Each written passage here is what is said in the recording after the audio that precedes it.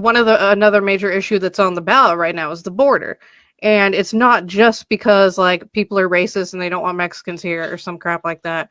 Because actually there's a lot of people coming in from China and stuff now, which I don't know. Like I thought that was really weird. There was like a 30% increase in Chinese immigrants. And I'm Okay, like, by the way, one thing that gets me about Donald Trump pulling out back camera is the word China. Every time I hear the word China, I always hear China. That's what I always hear. So I'm sorry. Just my thing. I'll shut up. No, I feel you though. And so one of the biggest problems with the border, other than obviously the mass amount of people that are coming over right now, I think they said last month alone was like 300,000 encounters. And that's just encounters. That's just the people that they actually were able to stop. That's not the other people that are hopping over that aren't getting caught, like. And as much as we want to believe in the, American dream and everyone's coming out here because they're trying to get a shot at a good life or whatever, the reality is there's a lot of bad people hopping over. And you got to have some sort of vetting system to vet the good from the bad. And that whole system just needs to be reformed in general. But one of the main things that the bad people are bringing over is fentanyl, which is a synthetic drug that you can buy it by itself, but it's also getting laced into a lot of stuff, which is why you're seeing a really high level of young people. Like it's getting laced into marijuana, it's getting laced into cocaine. And so here, this one here says, in 2023, all across the country, fentanyl death hit record levels. In Seattle, which doesn't enforce drug laws currently, there was a total of 1,060 fentanyl overdoses just last year, which is a 30% increase from 2020, where 717 people died in fentanyl-related deaths. If you go back a few years earlier to 2015, a grand total of just 3 people. Now, this is King County, Seattle, by the way. Grand total of 3 people died. So it's jumped from, in under 10 years, it's jumped from 3 people to over 1,000. Fentanyl is now so prevalent in Seattle that people walking downtown often see paramedics and police officers responding to overdoses. And it's there. This talks about a video. There's a video that was going around where this guy walked up to a dude that had just been brought back from an OD. And it's so commonplace. Like these paramedics just kind of like throw the Narcan at him, like pump it up his nose and like walk away. Because these people 90% of the time refuse treatment because they get up and they walk back to go take some more. And it's so prevalent that it's like you see it. It's kind of commonplace. Like these paramedics are so used to it, they just kind of shoot it up and walk back to the thing and go to the next one. And it's really sad to see. And then you can go to the next picture. Okay.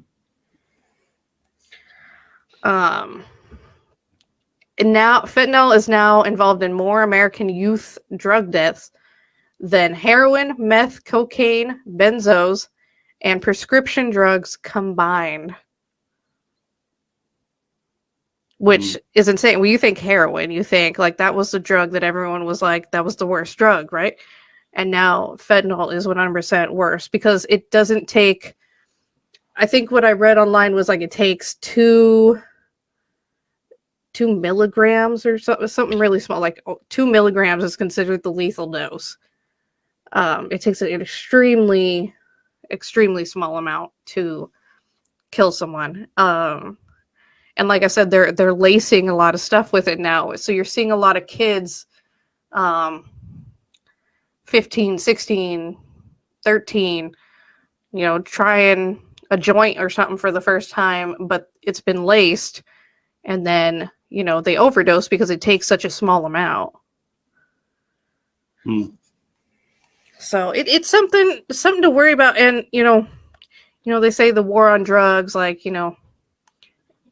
we lost the war on drugs or whatever, but this is why there was a war to begin with, because there's something to be said about especially educating the youth. Like I remember having to take like the DARE program every year. Do you remember DARE?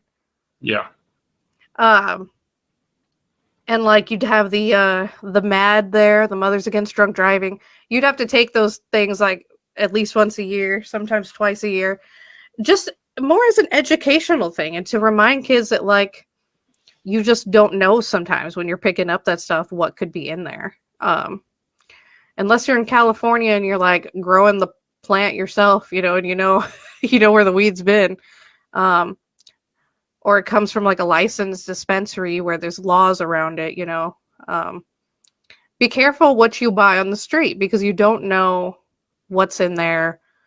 They could, these guys will, especially to the youth, they'll sell sugar pills. They'll sell pills that aren't actually what they say they are, like, because you're young and you're naive. So just be careful. Talk to your kids. Remind them that there's a lot scarier stuff out there than there was even when I was a kid. Like, I mean, just that jump from 2015 to 2023, from 3 to 1,000 deaths. That's insane. That's crazy. What do you feel about that kind of stuff?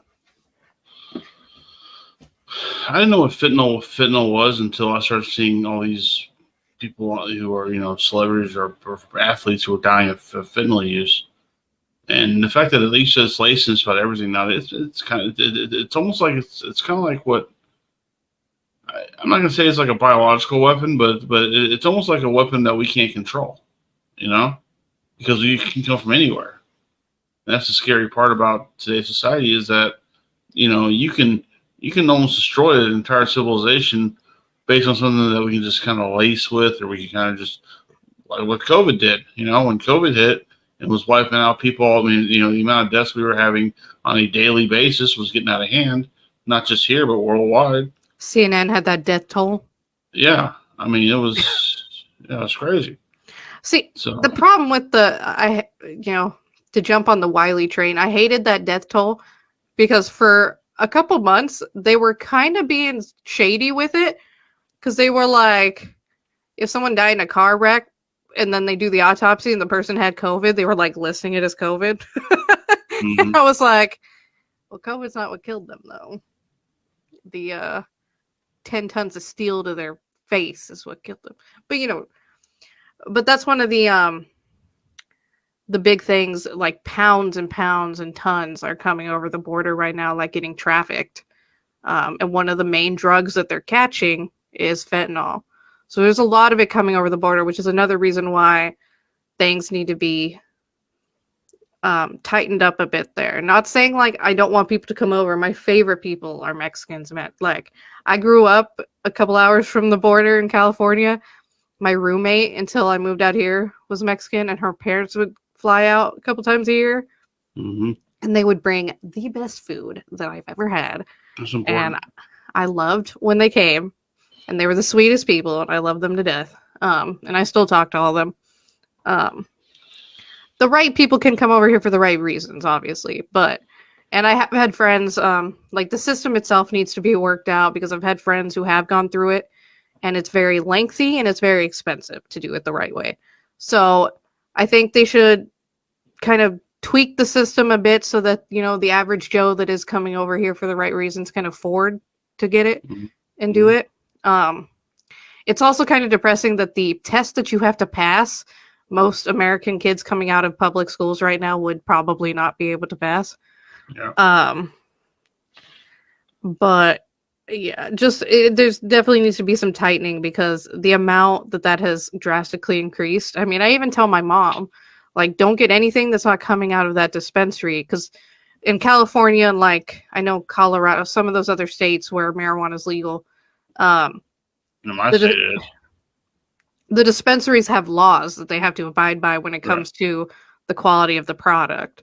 So I was like, do not buy anything on the street. I don't care if you're broke and it's cheap or whatever. Like, only buy it from these dispensaries or pot a plant. Okay, because you just can't trust it right now. Very true. No matter how much you trust your dealer or whatever, like you don't know where they got the stuff from. They might have got it from someone else, and then you just don't know. Very true. So we'll end on a happy note with your stuff because yours is a little more exciting and fun than mine. A bunch of kids dying from fentanyl was kind of depressing. But I think it's something that people need to know about because I don't think a lot of people understand how prevalent it is. I agree.